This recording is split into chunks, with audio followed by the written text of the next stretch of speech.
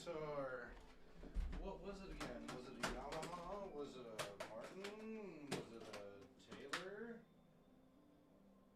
Oh, of course I wouldn't remember this. It's a Larrivée. Larrivée. It's a Larrivée. Jeanville Larrivée Guitars, Vancouver.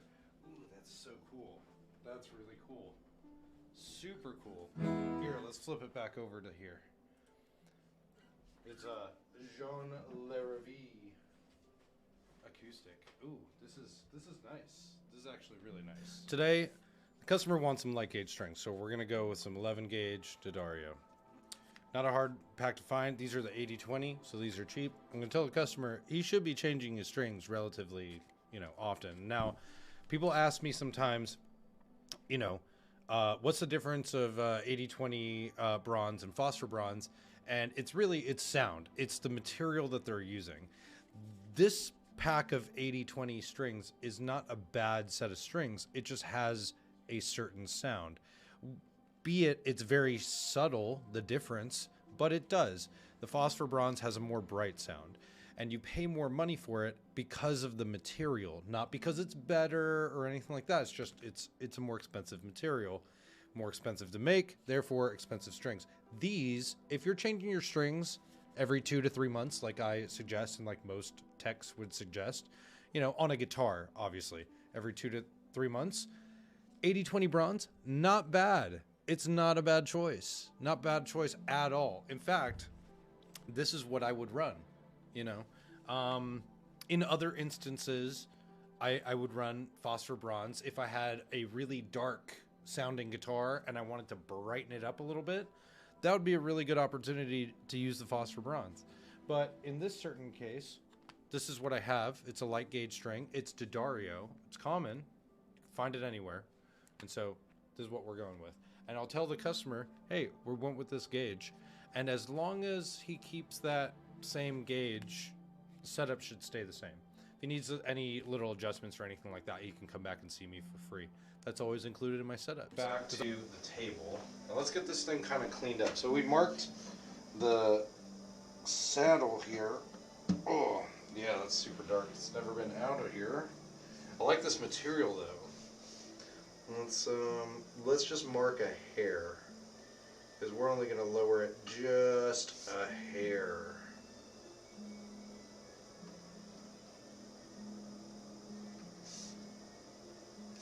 Yep.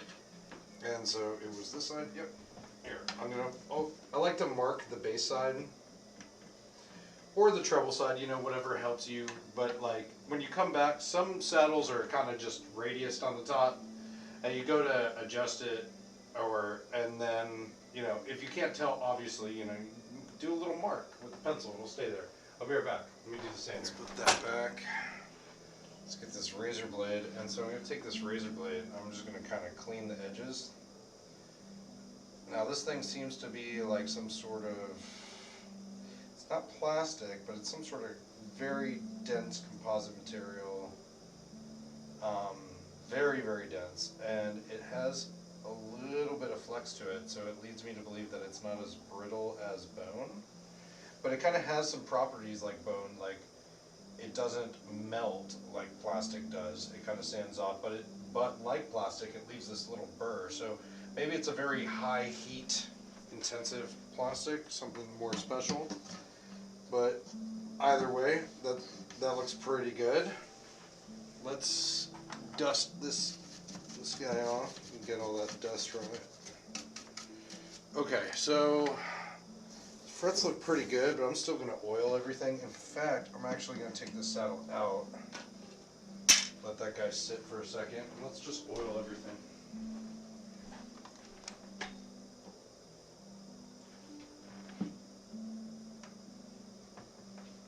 Yeah.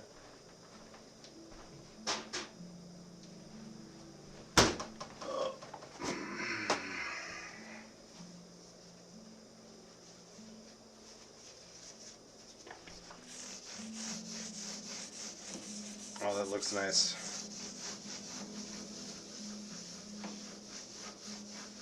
If I can actually turn on the light. Let's see. Ooh, I guess it's too bright. Let's see if we can turn down the brightness. That's pretty good. Okay. Get a better shot. Some oil.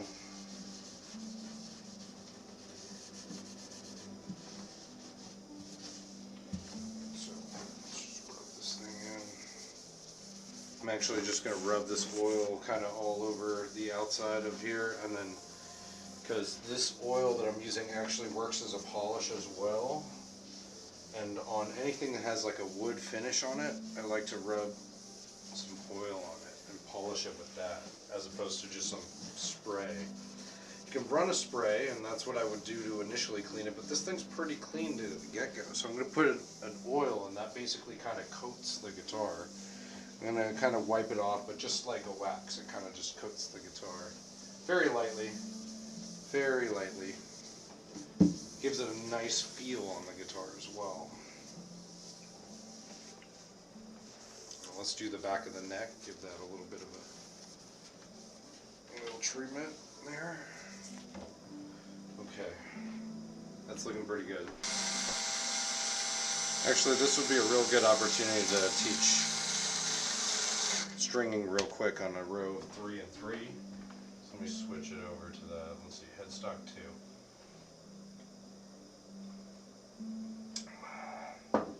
So, yeah, check this out. Look, I'll show you on here how we do this kind of wind. Here. Actually, we don't need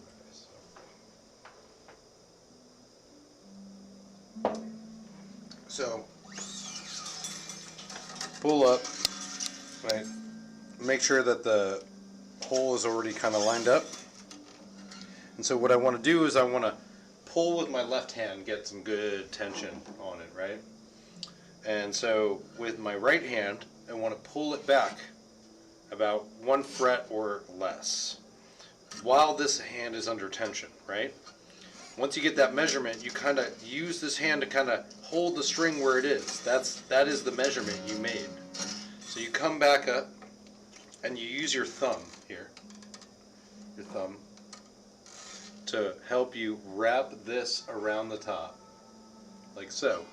You use this hand, and you push down, you immediately get into your kind of like dancer position that I like to call it, just like pointer finger down, middle finger holding up tension against the string. And so what you're trying to do is you're trying to push this down so that this wind will go under. So we got one wind that's on top, that's very nice, very clean, and we're going to now have one wind that goes under, nice and clean as well. And there we go. Now we have that. So we'll turn this.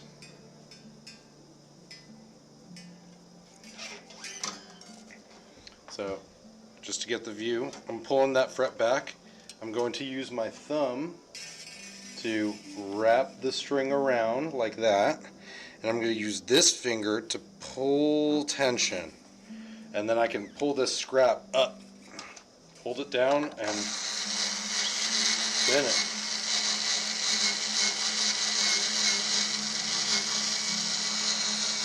Nice and quick.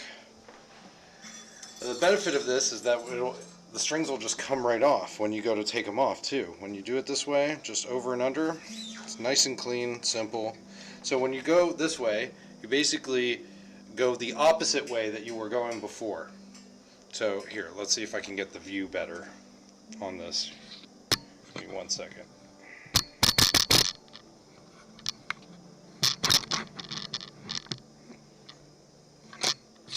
Excuse my shirt. There we go. So we're going to pull back 1 fret like before, and we are going to use our thumb to guide it around again. Now at this point I like to kind of switch hands because I'm kind of really used to doing this, but you can feel free to use your left hand throughout the whole job and everything, but I'll switch hands to my left hand on the tension and use my right hand to wind this.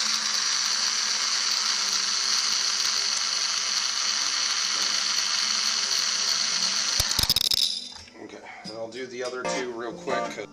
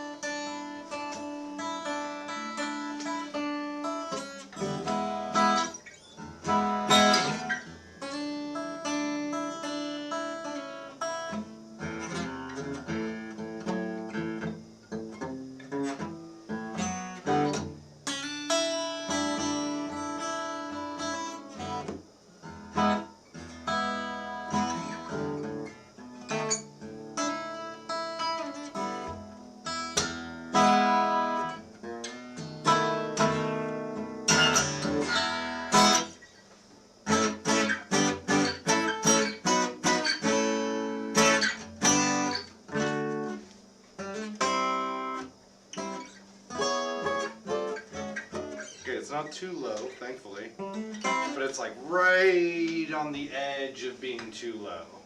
It's like right on the edge of being too low.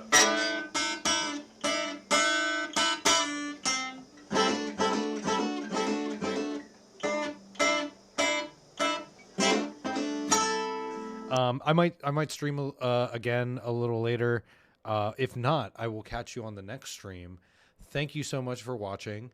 And yeah, I will see you next time.